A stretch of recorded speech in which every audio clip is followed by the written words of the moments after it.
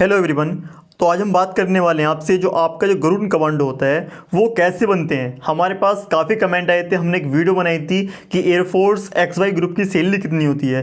तो उसमें comment box में ज़्यादातर यही था कि सर गरुड़ कमांडो कैसे बनते हैं और उसकी सैलरी कैसे होती है और क्या हम एयरफोर्स में जाने के बाद भी गरुड़ कमांडो बन सकते हैं।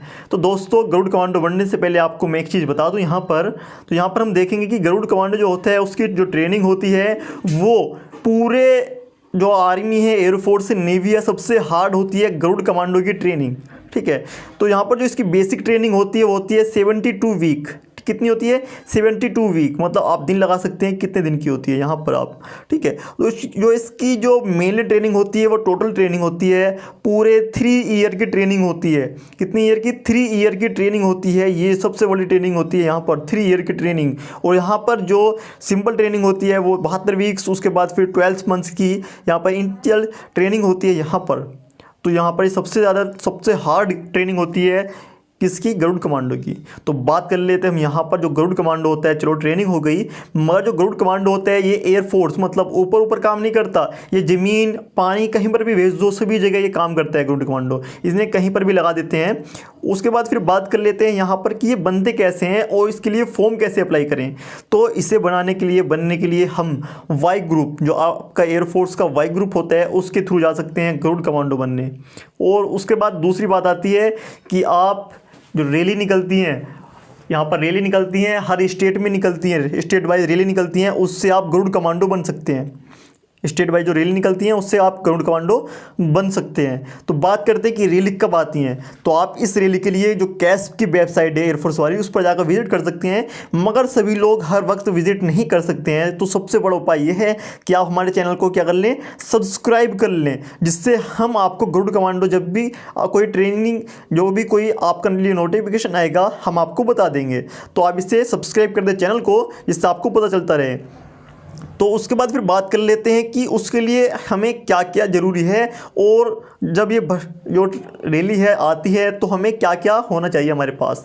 तो गरुड़ कमांडो बनने के लिए आपके लिए सबसे पहले चाहिए आपका 12th क्लास कंप्लीट होना चाहिए। ठीक है, 12th क्लास यदि आपके पास कंप्लीट है तो आपके लिए चाहिए 12th से 10th या 12th से आपके लिए डॉक्यूमेंट चाहिए, आपके लिए जो आपकी मार्कशीट है उनके, और आपके फ़ोटो चाहिए सबसे मेन चीज़, और आपका जो टेस्ट है 5 से 10 मिनट। ठीक है, जिसमें आप वार्म कर सकते हैं। और फर्स्ट 100 कैंडिडेट, उसमें क्या होता है, जैसे कि रैली में 1000 लोग आए हैं तो उसमें क्या कर लेते हैं, ये 1000 लोगों के में 100 बच्चों के ग्रुप बना लेते हैं। उसमें से 100 बच्चों के जैसे ग्रुप बन जाएंगे। ग्रुप बनने के बाद फिर सबसे पहले होती है रनिंग। ठीक है, जैसी आपकी रनिंग होती है, रनिंग में आपको 5 मिनट 40 सेकंड का टाइम मिलता है। उसमें भी कैंडिडेट सेलेक्ट करते हैं, 15 से 20 के बीच में कैंडिडेट सेलेक्ट करते हैं। उसके बाद फिर आगे आते हैं, वो कराते हैं पुशअप।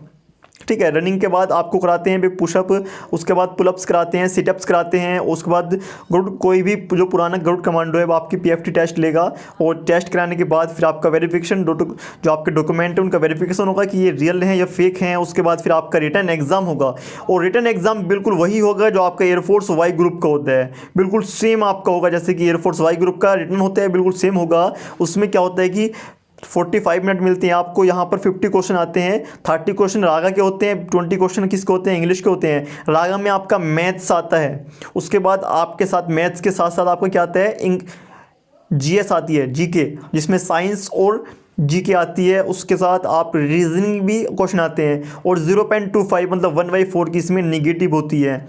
और उसके बाद आपका 30 से 40 मिनट के अंदर अंदर आपका रिज़ल्ट आ जाता है। और रिज़ल्ट आने के बाद फिर क्या होता है, यहाँ पर आपका एडेप्टिबिलिटी टेस्ट होता है, जैसे कि ग्रुप डिस्कशन कहते हैं, जिसको आपका पहले फर्स्ट होगा उसके बाद सेकंड होगा। तो इसमें क्या क्या आते हैं वो आप जान लें, यहाँ पर जानना बहुत ज़रूरी है। और यदि आप अभी तक यहाँ तक आ चुके हैं तो चैनल को सब्सक्राइब करना ना भूलें। तो यहाँ पर टेस्ट में क्या होता है, SRT दी जाती हैं। SRT मतलब सिचुएशन रिएक्शन टेस्ट। ठीक है, उसमें क्या होता है, 45 क्वेश्चन होते हैं और 30 मिनट का टाइम दिया जाता है। तो बात कर लेते हैं कि SRT क्या होती है। तो SRT मैं आपको बता देता हूँ, SRT होती है आपके लिए क्या, जैसे कि आप जा रहे हैं अपना एग्ज़ाम देने और बीच में क्या हुआ, एक एक्सीडेंट हो गया, तो आपके पास एग्ज़ाम के लिए 30 मिनट हैं। ठीक है, एग्ज़ाम स्टार्ट होने में, तो आप उसमें क्या करेंगे कि आप उसकी जान बचाएंगे, फिर अपना एग्ज़ाम देने जाएंगे टाइम से पहले।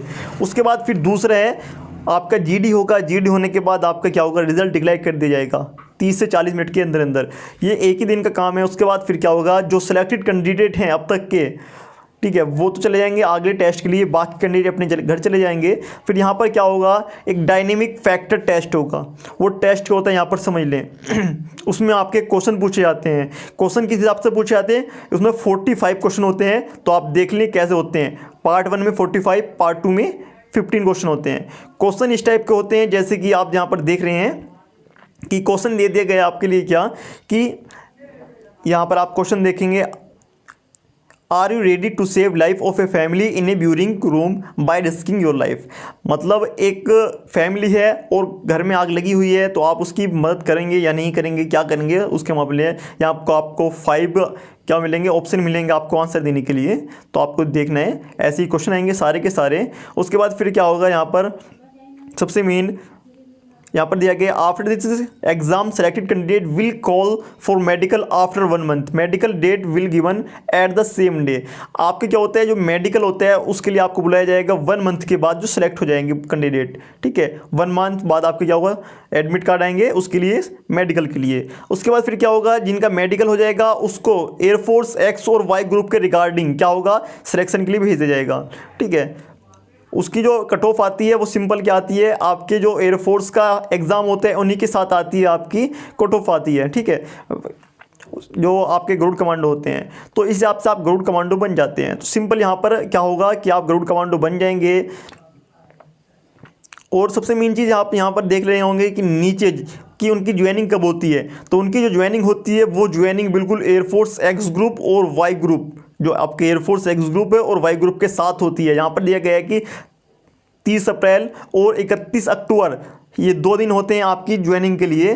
तो बिल्कुल यहीं पर होती है आपकी ज्वाइनिंग, उसकी रिसिवली 10 दिसंबर और 10 जून की तरह, ठीक है। तो आप यहाँ पर ट्रेनिंग होगी आपकी, और ट्रेनिंग हमने बता दी कि 3 ईयर की ट्रेनिंग होती है आपकी।